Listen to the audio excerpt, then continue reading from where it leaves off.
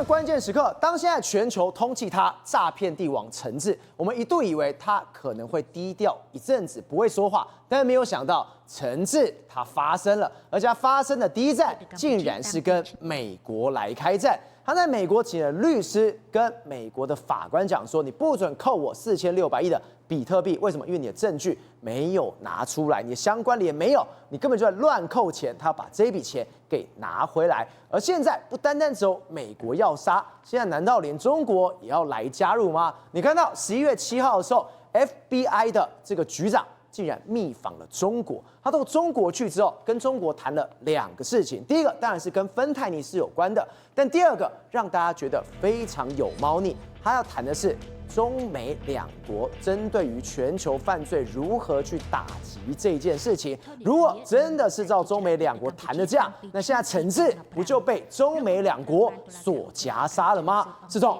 我们这2周，应该说这1个月一直在谈他陈志，他低调都没有回应，结果他一回应就来个大的，他跟美国真的开战了，你乱扣我的钱，你给我全部拿回来。因为这12.7万颗比特币可不是小钱啊，这个新台币来说话好几千亿，4600亿台币。所以人家陈志现在全世界找不到他人，那全世界都通缉他，美国也说了说远必诛，我一定要把你招出来。陈志人都没有看到，但是呢，陈志今天做了一个动作，你看这是外媒的报道，外媒报道，你看 Prince Group Chairman 当然就是陈志嘛 ，To file claim 就是说他出示的律师函 ，To seize Bitcoin 就是说你美国给我扣押这个停止哈，你美国诬陷我说我是这个什么所谓的贪污，或是说我是诈骗，你们把这个所谓比特币扣押给我停止。好，因为什么？因为事实上在10月18号，就是说这个我被扣押的时候，我可以申请这个动议说你不能这样做。10月18号之前，所以他现在今天11月11号就马上就出具了这样一个动议。好，他就说我要这个延长动议的这个交付索赔的截止日是到明年的1月19号，就是到明年1月19号的时候，你要给我相关的这个，我跟美国政府要求说你不能够扣，不能够扣的话。我要求美国政府你要给我相关的，你要扣我的东西的话，你要我比所谓的诈骗活动直接联系起来。简单来讲，你的证据在哪里？你为什么可以扣我？对，你跟我讲清楚。对，没错。那他现在这个动议来说的话，当然就法院要审理嘛。法院审理来说，就是到明年说，就看能不能够有这个说服法律的这个状况。如果没办法说服的话，他到时候还是要被扣押。重点是什么？陈志他很敢呢。对，为什么12.7万美太多了嘛？我跟他讲，有一个可能性是什么呢？这个钱如果不是他的钱的时候，他就一定要把它弄出来。为什么？因为如果不是他的钱的话，他等于是惹上大祸啊。所以他当然很紧张啊。好，所以如果从他的动作来说，你可以证实说，或许这个钱不是他的钱，他是替人家代管的钱，他当然要出来这个救难嘛。好，那我讲，那这个事情告诉你什么？我觉得目前为止来说，其实中国跟美国来说，似乎是有隐隐起来要合作，要对付陈志。我们刚刚特别提到密访 FBI 的局长密访都没有人知道，对，结果今天新闻炸开。他说：“你到底在干什么？第一个，芬太尼本来就是中美2个必须要谈的，没错。第二个是什么？刚刚世聪哥特别提到跨国的犯罪集团，这不就一直在弄陈志了吗？对，没错。好，那这是让这个所谓巴特尔他这个 FBI 局长去访问中国这件事，其实没有人知道，这是谁？这是路透社说的。他说呢，在11月7号密访这个北京，然后11月8号跟中国官员磋商，停留1日就回来了。然后他就说什么？他说此次高级别的会谈旨在解决跨境毒品的问题，还有加强2国执法这个机构之间的合作。对，那你看他这样报道出来之后，你看中国原本的这个官方是说，哎呀，我们没有掌握状况。怎么可能？你这样讲才怪吧？好，这是官方的说法，但是呢，后来媒体又曝露了一个状况，他说什么呢？他的任务有包括2个。一个是什么？就芬太尼问题寻求中方的这个支持。对啊，芬太尼，因为川普念兹在兹，就是你要打击芬太尼嘛。第二个是推动中美在打击跨国犯罪方面的情报与执法的合作。那这个所谓跨国犯罪是什么东西呢？当然就是最近美国在查的嘛。美国最近在查这个陈志。照我问你，陈志他自己都说了，他们的美国起诉书都说，你跟中国的公安还有跟中国的国安部门非常好。那请问你这些资料要去跟谁要？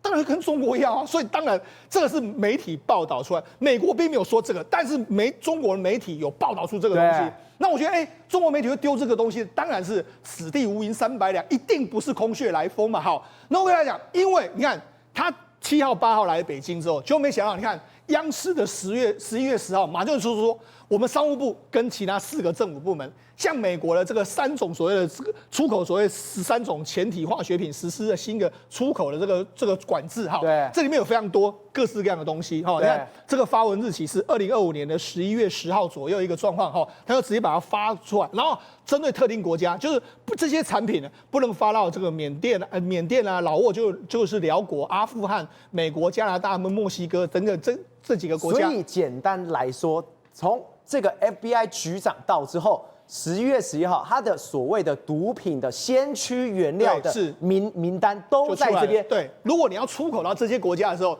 你要出口许可证，就是说你要这一批要出去的话，你要我中国核可。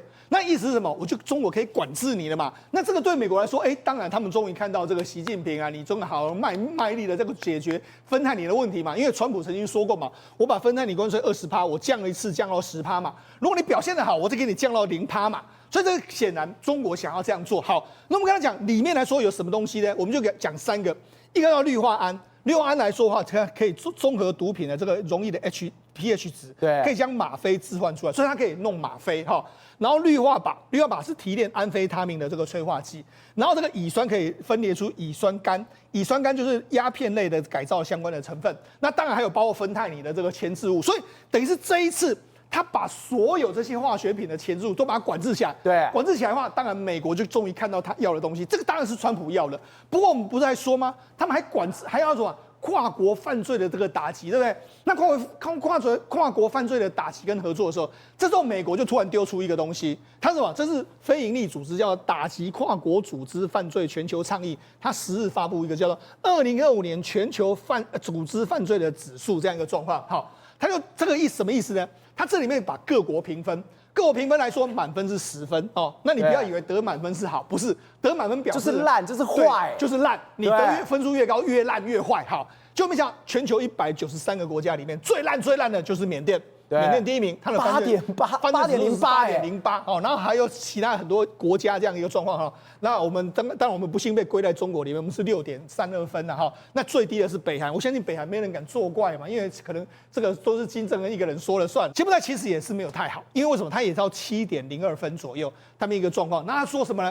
他就说，因为7.02分是什么概念？他8.08，你第2名就7.02，对，其他在都6.85、6.58。你都被归类在第2名了。简单说，就是东协国家的第2名就是你啦。好，那就讲，他都说什么呢？这些所谓的这个什么外来势力的犯罪指数最高，就是什么意思？外来势力就是你看中国犯罪集团，所以就说事实上就是中国犯罪集团搞了缅甸会这么差，其实不是缅甸自己。是中国犯罪集团来的哈，那这个缅甸还有这个中国呢，这个犯罪的人数已经高达数十万，就是中国有数十万人跑到那边去，然后柬埔寨估计有30万人，那这个包括说像这个辽国呢，这个所谓我们金三角，就是辽国跟缅甸还有泰国边界有3.3万人左右，然后这个缅甸同样恶名昭彰，他说在这个中国边境的果敢地区，中国犯罪分子就有4.3万人。所以等于是说，就是中国往外输出这么多犯罪集团，然后跟当地挂钩在一起。那他就说什么？他就说这样的，非法活动主要推动力是迁入国家的行为者。什么叫迁入国家行为者？就是呢，我跟政府还有国家机构有紧密的联系，甚至获得官方保证还有支持的犯罪团。简单来说嘛，我们不是说陈志他跟那个谁站在一起。跟之前原本最高开始柬埔寨的靠山是他们内政部长，对，然后后来现在跟这个洪森搞在一起，还送洪森一大堆的表。对，犯罪市场里面一个看人口贩运、人口走私、勒索和保护费，然后再有什么大麻交易，还有毒品，然后再什么网络金融，还有什么黑手党，对，一大堆的。对，所以他们就是非常多的各式各样的犯罪行为都在这个地方哈。所以你看这个合成毒品交易，你看这是几分？我们刚才说满分是10分，它是10分呢。所以等于说，美国认为是说，你这边来说，这个合成毒品交易其实指的就是指芬太尼。对，芬太尼这边这个输出非常多。好，所以他们就说，你看这个就是一个有毒的组合，他们就开始在这边不断的这个各式各样的犯罪。好，那不断的犯罪来说好了，我们就讲，我们刚才不是就说吗？他不是指控说你们到这个地方来的话，跟当地政府都有非常深的挂钩吗？那尤其是你看陈志，你看这根据美国政府的起诉书，他说陈志在柬埔寨当地有中国公安部还有国安部的这个支持。你看他直接讲啦，这是他说的，他说包括中国国安部，还有中国公安部 MPS， 还有国家安全部 MSS， 然后包括什么？他说陈志 Prince Group 就是陈志的太子集团嘛，高层主管贿赂公职人员，然后提前获得 Prince Group 诈骗集团被警方突击的内部情报。好，那简单为什么会这样说？因为他们买通了中国公安部跟中国他根本为什么陈志可以过这么爽，可以这么强，可以赚那么多钱？他是有门神在的，当然啊，他的政府有门神在。当我要抓的时候，我会提早跟你讲，你早就跑了。对，没错。简单来说，他最大的靠山就是中国的公安部跟中国国家安全部。那他们呢？他们当然可以。照你说，这两个部门可不可以影响柬埔寨？可不可以影响缅甸？当然可以，当然可以。所以他们就他们搞不好就打电话跟柬埔寨高层说：“如果你们要抄的时候，跟我们讲一下。”他很会，他还说什么？来，该官员的儿子要照顾，他一通电话没问题，对我处理。就他处理掉了。美国想得很实际哦，他说什么？大约在2023年的5月，共谋者2，共谋者2就是指是陈志的这个他的相关的集团嘛。他说他跟一个中国公安部的官员进行沟通，然后那名官员就跟他说 ：“OK 啦，我可以让你呢没有事啦，但是呢作为交换，你要照顾我的儿子啊，这样。”就那个我处理啦，对我处理没问题，就好像类似我们之前不是讲吗？就是说这个魏凤和的儿子不是说，爸，我们那个别墅，我们那个房子已经可以了，对不对？赶快给这个我们相关的这个程序嘛，就给他们，好，这是一模一样的画面嘛，对，好。另外一个是什么？他说呢，2023年的7月，共谋者2跟一个中国执法人员说，你要求地方这个警察，就是在这个地方的警察代表 Prince Group 勒索商家，什么意思呢？就是说。我是代表陈志，然后我要勒索你，然后勒索你以后叫警察去抢这些地方，然后再出面跟他们谈保护，以我们公司还有人名义先抢再保护。所以简单，还有这种事，他几乎跟警方挂钩在一起，不论是先抄，等于是先去抄你家，然后再来你要我保护这样一个状况，等于他跟警方都斗捞斗就是警方是这个他的后面的靠山，他这样搞这种事，所以呢他们就这样好。另外一个是什么？他说。共谋者2更接触那些公安部的官员，然后陈志也向他人吹嘘说，他跟公安部有安排，只要付钱贿赂就可以提前知道执法行为。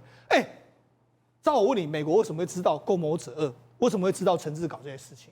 一定有在监听嘛，不然你怎么会知道这个事情？所以一定是有更内幕的这个资料，他们在监听。而且又刚刚特别讲，公安部跟国安部真的。中国有把资料给了美国嘞，或者是美国先知道之后，他跟你讲对，那你怎么办？好，所以我跟你讲，我们刚才不是说吗？美国有起诉非常多的这个所谓这个相关的资料。当时这个陈志不是说，你没办法指证说我跟诈骗有关系。我跟他讲，当然有办法。你看这是什么？这是美国的这个起诉书里面的一个资料。它这个表格有点类似我们之前看这个柯文哲的 Excel 的表格一样，他也把它弄成一个表单你看。什么越南刷单然后欧美的这个商城然后中国金疗然后欧美金疗这样各式各样，你看他把它弄了非常多的各式各样的东西。好，这是陈志里面来说他的账目本被他抄到了，而且里面是金疗，就是什么？就是诈骗的电话，就是杀猪盘你看这么多，中国有，欧美有，台湾有，越南有，通通都有，而且还不止一间公司。对啊，所以你就知道，你看他还有后面还有非常多资料在这边嘛，所以等于是说，我就跟他讲。你陈志现在说，美国政府没有办法指控我跟诈骗有关系，美国政府有很多资料，所以来说他根本就很难过得了法律这一关。好，那我跟他讲，因为现在全世界大家都要抓陈志，对不对？你看我们台湾现在不是倒追说，他什么2017年就来台湾，然后2022年最后一次来台湾，我倒追回去，对不对？现在各国都完全倒追，那人家最有意思是什么呢？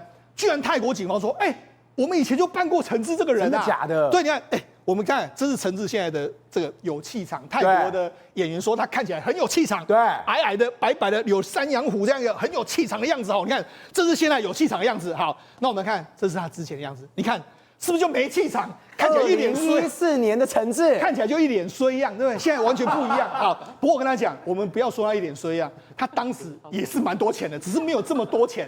所以你看，从这2张照片你就会对比上，不一样，真的不一样。果然气场不一样。好。那这是什么意思呢？这2014年的时候，泰国曾经办过一个案子，就表示说陈志在当年的时候，他进入泰国。那进入泰国的时候，当时呢，这个陈志有雇一个中国导游，然后2个要去玩，然后没想到陈志跟朋友吃完饭的时候，在一个大楼散步，就没有几个男子就接近陈志，然后陈志就给他一个身份证，说，不好意思所以他是当街被掳的。对，没错，因为他可能。扮演的是泰国警察，对，你要涉嫌一个所谓的为这个所谓一个罪行，然后被我们通缉，然后就把他抓走。他当时的照片他入境这个泰国的照片，然后他被他们2个抓走了，抓走之后，然后就把他押到车子里面来，这样一个状况。好，那你看，这是警方公布2014年的这个办案的画面，里面有出现这当时的这个陈志所持有的柬埔寨的这个护照，完全跟这个脸一模一样的。对，好，那我这样讲，那时候是什么意思呢？就没想到就是说他陈志非常有钱，因为当时警方入侵这个陈志的这个 email 账号，发现他说他跟一些商人订购价值1亿泰铢的这个状况，那于是就说，哎，你这个1亿泰铢是来路不明的这个状况了哈。然后结果没想到呢，这个陈志的司机就跟警方说，因为他进入陈志的，他被弄上这个 SUV 车嘛，对，然后陈志就透过微信联系他的这个司机，就说，哎，我要1亿泰铢啊，为什么？因为我那搞不好疑似是。抢匪跟他说，你要给我1亿的泰铢的赎金嘛，1亿泰铢来说，大概折合也是新台币1亿左右了。那李聪就跟他说，哎，我现在只有1800万的泰铢而已啊，我没办法给你啊。然后陈志就跟他说，你赶快再去弄一些泰铢来啊，我要赶快这个汇款给对方这样一个状况。所以你看，当时这个案子，泰国警方公布到这边，然后泰国警方还公布了当年的这个陈志的照片，还公布了一个当年绑架陈志的这个嫌犯的这个照片。但是至于说陈志有没有付那1亿，哎，没有人知道。那这些抢匪到底是谁，也没有人知道。这个案子不了了之，这太奇怪了吧？对，那为什么不了了之？我就说嘛，搞不好这是什么黑吃还是怎么样？你看，搞不好陈志，我们再回溯一下，2014年是什么时候？他什么时候成立太子集团？他成立太子集团是2015年。对，那进入柬埔寨来说，他事实上2007、2008年就来了。那当时，他当时也还没开始搞诈骗集团。问题是你当时陈志身上就有1亿。随便绑就是哇，1亿的这个身价，1亿，那会不会他后面有更多钱？哦，对，那2014年是什么时间？我跟他讲，2014年来说，大概是2013年的时候，当时的这个所谓习近平上台之后呢，就很多红二代往外跑了。那会不会当时其实陈志就已经跟当时的红二代有挂上钩了嘛？那光说他带这些钱来，有人知道他有钱啊，所以有人去吃黑把他吃掉。那因为这个案子里面。后面搞不好就是有中国红二代，很多东西不能讲，所以后来警方也就不了了之，就不办了。当时你看随便都可以押走他，你看就可以押走他，显见当时什么，他可能还没有人怎么造他。对，我跟你讲，赵尔，你现在有办法找到陈志的人吗？找不到，当然不可能嘛，你最好能够这样把他押走。所以呢，我就跟你说，时到今日来说，我们可以证明一件事：2014年当时的陈志其实背后的靠山并不怎么强，但是到今天为止来说，他的靠山是相当强。这中间一定有出了什么样的状况？我就是说嘛，他应该是跟中国的高层有非常紧密的联系。瑞德哥，我们刚刚特别讲当今天美国的 FBI 的局长到了中国去之后，竟然除了聊芬太尼之外，还要聊跨国打击的这一种犯罪。没有错。那么有别于陈志在这个等于柬埔寨吃香喝辣，那么中共呢跟缅甸呢对于这个 KK 园区呢最近干了一件事，我们现在看到的是缅甸的军方直接把这个等于 KK 园区总共多达148栋的建筑物全部炸掉。他真的炸了，不管这个建筑物是2层楼的，是4层楼的，是高楼大厦，全部都炸掉。那么炸的过程当中包括这个平常如果小建筑物的话，直接用这个怪手这个挖掉。那如果是比较大的这个高层的建筑物呢，就直接用炸药炸掉等等那么其实很多人会觉得很可惜，那这些地方不是留着就好了吗？但是他们怕留着了以后呢，因为这个地方刚好是3不管地带，缅甸军政府、叛军这些游击队都在这个地方，所以站在缅甸军方的立场上，干脆一劳永逸，全拆了、全炸了，就没有这个问题了。那么全拆的过程当中发生一件事是什么呢？结果发现里面本来我们都以为 KK 园区里面不是都绑着跟锁着一大堆骗来的人吗？对，然后过得非常惨无人道的生活嘛，有时候还锁着用铁链锁着，然后关在那个铁笼里面嘛，就没想到他进去以后发现，这个地方有卡拉 OK， 然后呢还有健身房，有跑步机，然后呢还有3温暖，还有这些等于说我们想象不到的这些高级的相关的享受那这些享受呢，事实上场所还不少。可是这些享受都不是给这些被骗来这个地方做诈骗工作的人的，为什么呢？因为其实这些享受都是给这些诈骗集团的高层或者是说本来是骗来的，那因为他的绩效良好，把他升职为正式员工，那他们其实过得很爽对，就变成高级员工了。那么中共最近呢做了一件事，什么事呢？因为呢，配合缅甸因为缅甸就不想得罪中共嘛，因为习近平一通电话打给他，你不干，你不取缔、你不炸的话呢，我来啊！所以他只好把它给炸掉了。对啊，缅甸军政府也不想得罪习近平嘛，那所以呢，就把它给取缔、给炸掉了等等啊。那炸了以后呢，本来有四大这个家族啊，可是我后来统计一下四大家族，你知道吗？赵和，你知道这四大家族包括明家、包括魏家啦，包括这个等于说，那么来自于好多的这个等于这个四大家族啊，他们诈骗的所得这几年加起来。没有陈志多陈志最多没有错。陈志事实上，陈志自己本身，那么在这个等于说这个柬埔寨呢，目前他在柬埔寨行诈骗，被美国、被台湾、被英国这些所查扣的金额已经超过了大概4600-700亿台币以上，估计他应该诈骗所得是他1倍，也就是接近9000亿以上的这个金额竟然比这四大家族还多。不过陈志的手法没有四大家族狠为什么呢？因为呢，那么最近呢，包括这个四大家族里面的姓白的白所成的父子呢，被判死刑。白家对他们呢，总共建立了41座的诈骗园区诈骗的所得目前知道统计大概超过新台币1250亿以上然后呢，除此之外呢，他对于这个押来的、骗来的这些下面的这些所谓的猪仔他是完全不客气的，完全就是你给我行诈骗，然后给我学相关的这个语言还有学诈骗的这些话术等等那么给你关这个所谓的狗笼、关猪笼等等。那如果你达不到他的效果的话呢，就直接打。他的打是把你打到没死，打到残废，打到遍体鳞伤，但是再拖出来继续打，继续这个行诈骗。如果你还是不行的话，还是会有顶嘴的这个动作的话，或是你想溜出去的话呢，就把你直接打到死。所以呢，事实上四大家族是非常凶狠的。那么为什么这个白所成父子后来直接被判死刑呢？因为他们除了诈骗集团之外、诈骗园区之外呢，他们还那么勾结了这个贩毒组织呢，那么直接制造了11公吨以上的安非他命冰毒。所以呢，他们除了诈骗之外，还有制造毒品、贩毒，所以为什么可以解释为什么把他给判死刑不过现在有一个很奇怪的问题，就是那国际刑警组织配合包括美国缉毒局跟泰国的相关的公安这个警察单位呢，他们有发现一个高达700-800公吨以上可以制造冰毒、安非他命毒品的相关的原料。那么他们为了不打草惊蛇，因为他们发现这批原料是由中国那个地方呢，那么运出来的，用这个化学药品的名义呢运出来，这些都是制造安非他命毒品的原料。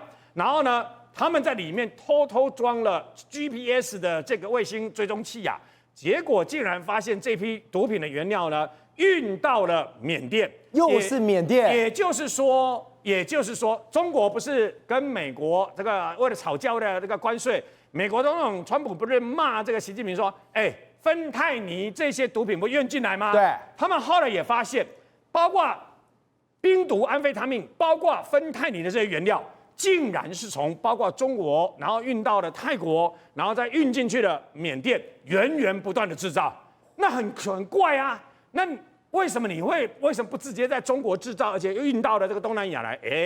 原来中国也发现美国缉毒局跟国际刑警组织盯上了他们制造的毒品所以把原料用合法的方式运到了泰国，成了一个转运站了以后呢，源源不断的运到了缅甸。然后呢，这一批原料有一个规定，也就是说，它制成安非他命毒品跟这个所谓的芬太尼以后呢，事实上它不能再直接运回中国去。它直接转移到世界各地，包括美国在内。所以呢，为什么美国会那么生气的原因，就在于中国事实上才是背后这些所谓的芬太尼也好、安非他命也好，这些毒品真正的提供者，那么制造者却是由下游的缅甸来执行。郑峰，我们刚刚提，现在中美两国如果照这样看起来，真的要对陈志一起来下了这个手。而我们之前有讲过，台湾是最前线，因为台湾是陈志留最多证据的地方。我们之前才谈到说什么，现在检调完全动了起来，没有想到什么高检署也完全动了起来，而且这件事情不单只是跟诈骗有关，跟洗钱有关，这已经提升到了国安的问题。你今天跨部会全部都来开会，不能开玩笑的。这今天可以看到就陈志沉寂已久现在终于对谁宣战？对川普宣战。来，我们来看陈志，他这个诈骗集团，你会觉得他好像很大方，买名车买不动产，对不对？其实我跟你讲，诈骗集团的心态就是这样，你的就是我的，我的也是我的，他不容许任何人从他身上拿走一分一毛，所以他今天你看沉寂了那么久，10月8号起诉到现在。从来没有任何惩治的消息，只有今天终于惩治反击，而且反击的力道极其之大。他委请了一个律师事务所叫 BSF 来对什么？对这个为了惩治对这个美国政府提起诉讼哦。来，我问你，之前的扣押诉讼，美国扣了惩治多少钱？150亿美金。对。好，那照理说他应该要在40天内，如果陈志不爽，他应该要在40天内提起抗告，类似抗告哈。那陈志有没有提？他要提嘞。对。可是那这红灰桃对吧？全球通缉陈志，结果叫你公应该比起来啊？记不记得从他被起诉到现在，这期间他只有一个讯息，就是我们台湾，因为我们台湾有抓到人嘛，对不对？我们台湾抓到人，然后我们台湾的共犯跟这个陈志集团之间有一个联系，叫做什么？叫做没想到出大代志，然后陈志那边说没事，小钱，对不对？可是这个小钱看起来对陈志不是小钱啊，150亿美金，现在来看起来他要去申索了哈。那他说哈。来，我跟大家说明一下，陈志坚的这个动作，司法动作，他其实还不是真正进入司法阶段，他只是要把他的抗告期限拉长，因为美国你要在40天内提起抗告。那陈志的律师说，我跟你讲，时间不够，我们陈志是成功的企业家。他说他是成功的企业家。成功的企业家，你要美国政府川普大哥其实没有任何证据可以把这些比特币跟所谓的诈骗行为勾稽在一起啊。But 虽然你没有这样子的一个这个证据，但我这边其实也是需要时间去分析的，所以我这个律师团还请了什么加密货币专家去帮他怎么样，去帮他做币流分析。所以他说最少要60天，要到明年的1月19号才有机会怎么样？这个两方我们跟这个美国政府才有机会在法庭上获得平等的诉讼对待。好。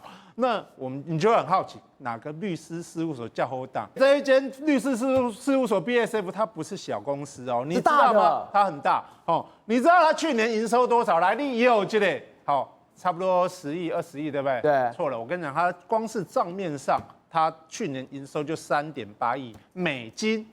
超过代表100亿啊！这跟历史事务所也才提100亿，你有相信啊不？然后它的基础率，就是第一阶最基本的律师对，去年分红你知道多少钱吗？100万美金，3000万台票啦。所以这间律师事务所，你说他靠什么赚钱？我跟大家说明一下，就是靠打这种诉讼。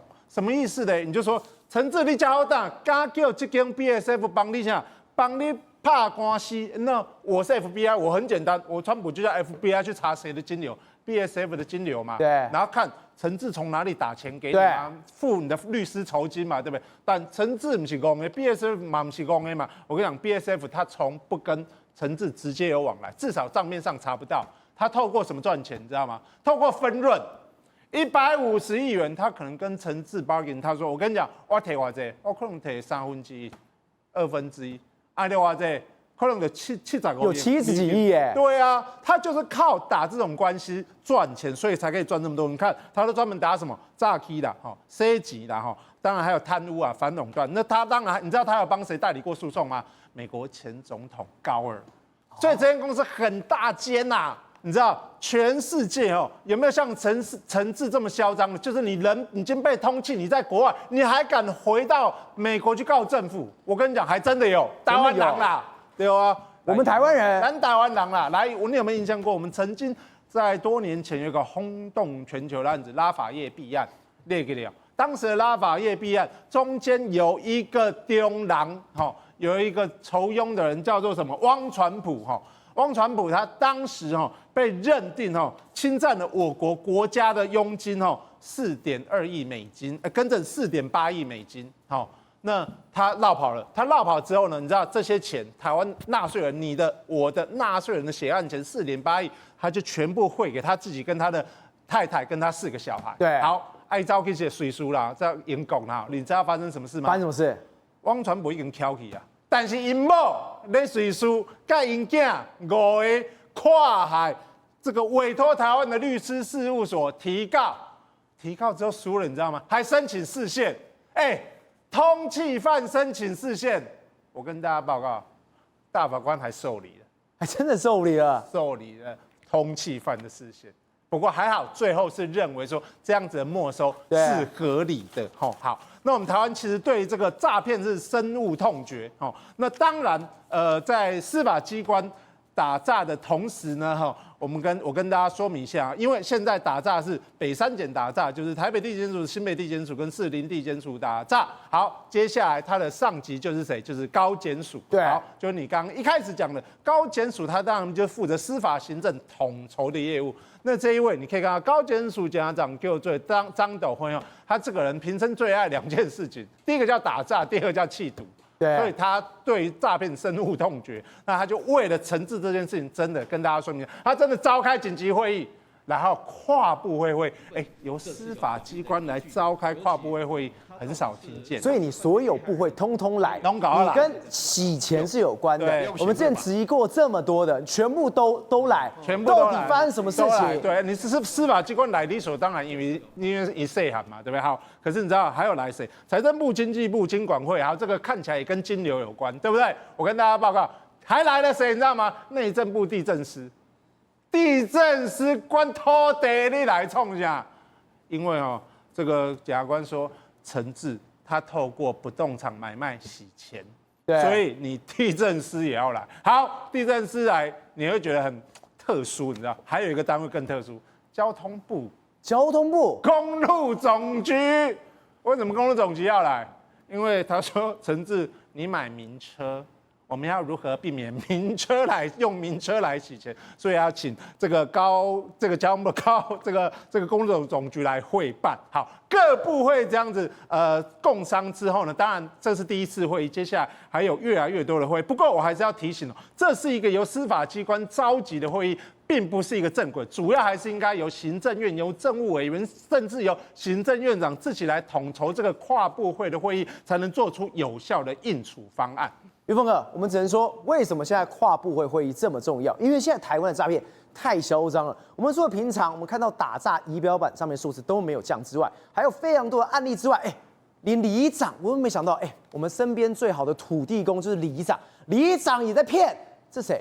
这是一个6连霸里长，这是谁？这是博士的里长，结果他竟然去骗老人的房产、阿嬷的房产，真的被他骗走了。你知道台湾为什么诈骗会这么可怕？因为以前的诈骗你会遇到的是谁？